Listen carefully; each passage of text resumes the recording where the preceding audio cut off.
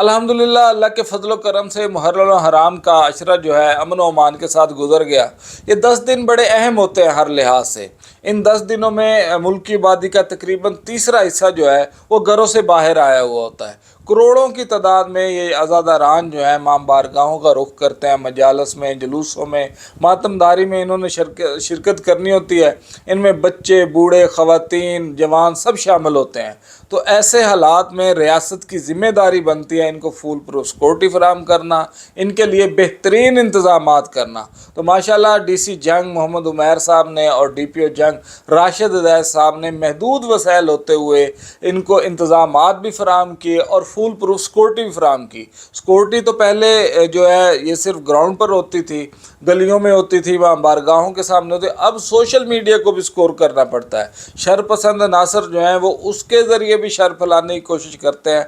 अब उसको भी बेहतरीन तरीके से इन्होंने कंट्रोल किया, किसी किस्म की कोई शर फैलाने का किसी को मौका नहीं दिया। हमारा इलाका अहमदपुर सियाल जो है बाहू की धरती है। सर्कल अहमदपुर सियाल में दरबार है हज़रत सुल्तान बाहू का। तो इन 10 दिनों में वहाँ पर 10 रोज़ा तकरीबात शुरू हो जाती हैं शहदाए करबला की याद में। तो वहाँ लाखों ज़ायरीन पहुँचते हैं। यहाँ की इंतज़ामिया के लिए ये चैलेंज डबल हो जाता है कि उन ज़ायरीन को भी इंतज़ामात पूरे चाहिए, उनको सिक्योरिटी भी चाहिए। तो ऐसे हालात में असिस्टेंट कमिश्नर अहमदपुर सियाल मोहम्मद इरफान हंजरा साहब, DSP गजनफर तंगवानी साहब, SHO अहमदपुर सियाल सैयद समरबाज शाह और SHO गढ़ महाराजा ज़िशान हैदर सियाल साहब ने इस चैलेंज को कबूल किया और बेहतरीन इंतज़ामात भी फराहम किए और बेहतरीन सिक्योरिटी भी फराहम की।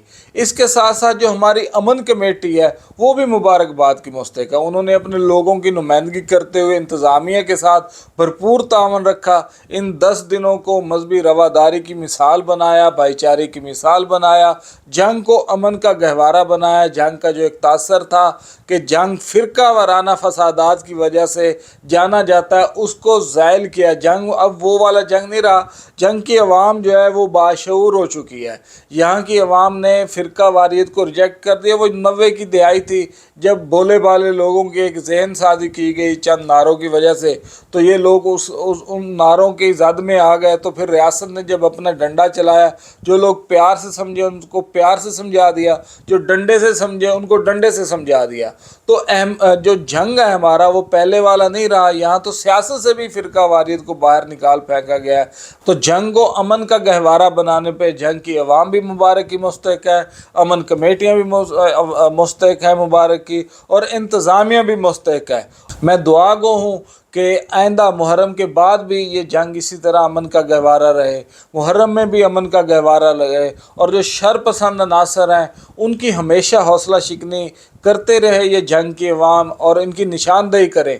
जो लोग फिर प्यार से समझेंगे उनको प्यार से रियासत समझाएगी, जो फिर डंडे से समझेंगे उनको डंडे से समझाएगी। अल्लाह ताला आपको मेरा हामी नासिर हो। अल्लाह हाफ़िज़।